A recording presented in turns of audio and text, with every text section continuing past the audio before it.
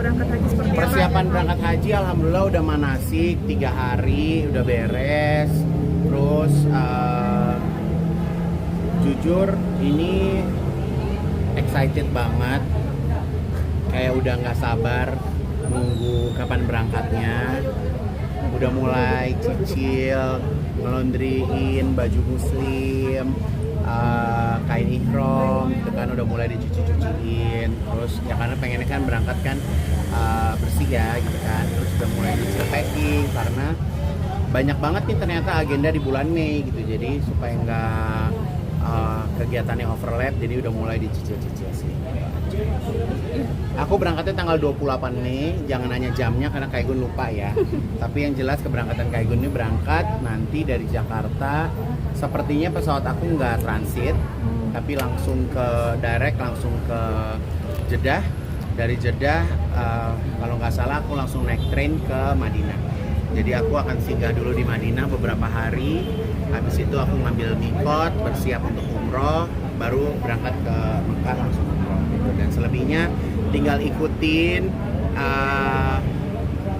agenda nikmatnya seperti apa gitu, karena kan ya haji sama umroh kan beda ritmenya gitu, beda alurnya gitu. Jadi di saat ada momen-momen yang aku bisa waktu sendiri, ya mungkin aku bakal janjian sama Ruben, bakal janjian sama teman-teman lain yang beda travel ya gitu. Tapi kalau misalnya nanti kalau pas udah yang harus bareng-bareng ya harus selalu bareng sama travel aku sih. Kaigun spesial juga nggak sih tahun ini? Apa? Ada sharing nggak sih gitu? Kalau ada sharing sih nggak ada, cuma tadi dia tuh sempat cerita aja, ini hotel gue di sini, hotel gue di sini, ya udah aku bilang gitu. Jadi ya kan namanya ibadah, aku yakin setiap orang punya porsinya masing-masing ya. Jadi porsi saya sama porsinya Ruben mungkin berbeda gitu. Jadi kalau namanya ibadah ya memang harus dilakuinnya sesuai dengan porsinya masing-masing. Jadi aku nggak mau maksain, ayo ketemu gue apa segala macam, nggak mau gitu. Jadi beliau juga punya agenda sendiri, nanti aku juga punya agenda sendiri. Untuk ihramnya sendiri Kak Igun, berapa banyak yang akan dibawa nih kira-kira? 2 koper aja cukup. Aku malah niatku adalah aku bawa 2 koper. Pas aku pulang, baju-baju yang pernah aku pakai di haji aku tinggal, aku kasih orang. Katanya sih bagusnya gitu ya gitu. Jadi kemungkinan pulang bawa 1 koper aja. Kak, berikan inspirasi sama Kak Igun atau persahabatannya sampai bisa Ya kalau buat aku sih ini bukan karena persahabatan kita ya, tapi memang udah qadarullah ya. Kayak Allah tuh udah kayak kasih situasi, kasih rencana yang kita sendiri nggak pernah ada planning. Aku pun sama Ruben nggak pernah ngebahas tentang agama, tentang prinsip, itu aku nggak pernah bahas sama sekali gitu. Tapi di saat Allah kasih kemudahan, kita benar-benar bisa menjadi teman yang bisa ya selalu support kalau lagi ibadah gitu. Jadi itu aja sih. Jadi surprise banget, malah ini buat aku sih Ruben tuh benar-benar hebat banget gitu. Baru login langsung diundang sama Allah untuk haji, itu kan masya Allah ya gitu. Maksudnya nggak semua orang bisa mendapatkan kesempatan itu. Se-excited apa sih Ruben sendiri? Kalau aku se-excited apa dia, aku nggak tahu ya gitu. Karena kan kita nggak tinggal serumah ya Mbak ya.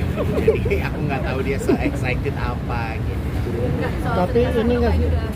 Ya jadi maksud aku gini ya, maksud aku tuh gini, apa yang aku lakuin, sedekahku, infak aku tuh nggak mau nantinya digoreng sama netizen gitu loh. Karena kalau kalian terus-terus memberitakan, aku takutnya pahalanya juga nggak nyampe ke aku.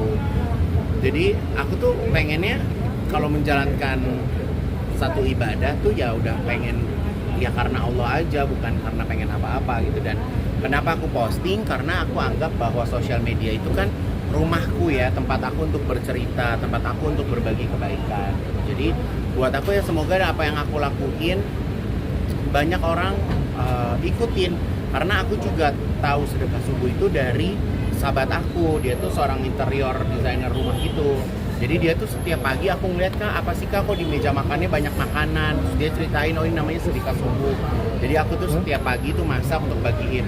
Terus aku bilang, duh di rumah gue nggak punya pembantu perempuan, nggak ada yang masak, repot banget gitu. Terus kadarulahnya tetangga aku tuh catering gitu. Jadi sekarang sama mereka yang bikin excitednya tuh mereka bikinin menu. Jadi setiap hari itu makanannya alhamdulillah ganti terus. Jadi kadang nasi, kadang sandwich, kadang pasta. Jadi ya suka-suka tetanggaku aja masaknya seperti apa gitu. Sampai kapan sih Kak? Sampai mau pemisahkan kita. Ya nggak tahu sampai kapan ya, namanya juga orang bersedekah gitu kan. Tapi kemarin juga ada kalanya aku pergi dulu berapa hari, aku break dulu ya. Jadi ada seperti itu, kita nyambung lagi ya kayak gitu sih. Kak Igun, Ya kalau ngerasa terbantu berarti alhamdulillah. Yang namanya kaum ibu pagi-pagi nyiapin sarapan kan pasti juga ada lelahnya ya kan. Tapi kalau misalnya maksudnya lepas dari mereka mampu atau tidak, namanya seorang perempuan diringankan bebannya, ada makanan buat keluarganya kan insya Allah juga senang. Makanya Kayaknya- kalian mau jadi tetangga. Kak Igun, tapi secara pribadi kepengen gak sih nemenin Ruben terus selama ibadah di sana, karena kan dia baru juga nih artinya. Kalau pengen nemenin sih enggak ya, biasa aja. Aku orangnya biasa sih, mau ikut aku boleh. Aku nih ya, aku tuh selama aku ibadah, aku nggak pernah mau memaksakan orang lain untuk mengikuti gaya ibadah aku.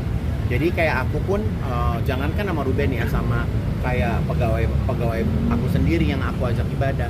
Mau ikut aku boleh, mau ke masjid boleh, mau sholat di kamar boleh, mau sholat di hotel boleh, mau kemana boleh, bebas. Karena buat aku itu kan sarana dan waktunya kita tuh punya cara masing-masing kan. Aku nggak mau kayak misalnya lu nggak sholat gimana sih, lu nggak sholat, aku nggak mau kayak gitu. Jadi ya udah kayak bener-bener lu udah sampai di rumah Allah ya lu lakuin yang terbaik gitu. Kalau lu nggak lakuin terbaik ya menurut gue itu sayang aja buat lu sendiri gitu. Jadi aku nggak mau maksain gitu. Tapi aku yakin banget pasti kita ketemu di sana, pasti ketemu, pasti bareng. Lagi pula kan Kak Igun tidurnya juga sendiri.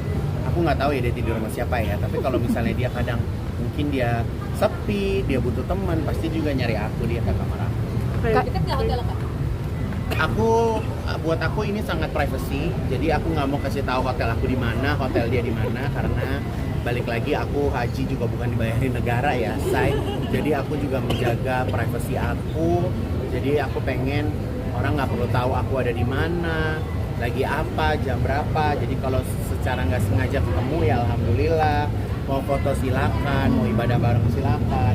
Jadi aku harap juga pemirsa juga bisa menjaga privasinya masing-masing. Kayak gitu ke Tanah Suci, persiapan dari imannya sendiri ke sana kan apa sih? Nggak ngerti gimana persiapan iman, biasa-biasa aja. Kak Igun udah mempersiapkan doa-doa apa aja Kak Igun? Oh kalau doa ternyata setelah aku mendapatkan ilmu dari sahabat-sahabat aku, jadi doa itu sebisa mungkin dicatat. Jadi mau doain siapa, namanya siapa, mau doanya apa dicatat. Jadi aku akan bawa catatan. Jadi aku akan bawa catatan siapa aja yang memang minta doa sama aku. Nah doainnya di mana? Aku udah tahu titik-titiknya, yang aku dikasih tahu titik-titik mustajabnya di mana gitu. Tapi itu aku rahasiain juga buat kalian ya, karena aku nggak mau jadi orang yang kayak so tau gitu. Tapi yang jelas aku insya Allah bisa menjalankan apa ya istilahnya, kalau orang udah minta, orang udah nitip kan harus dikerjain ya gitu. Jadi ya insya Allah aku catat, nggak ada yang kurang sedikit pun. Kak Igun, berarti nanti yang haji atau kurban nanti di sini akan dilaksanakan juga atau seperti apa? Nah aku juga dapat pelajaran juga, kalau kita lagi menjalankan ibadah haji itu memang tidak diwajibkan untuk berkurban.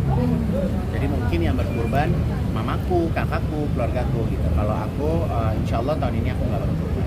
Kayak gitu kemarin ikut ke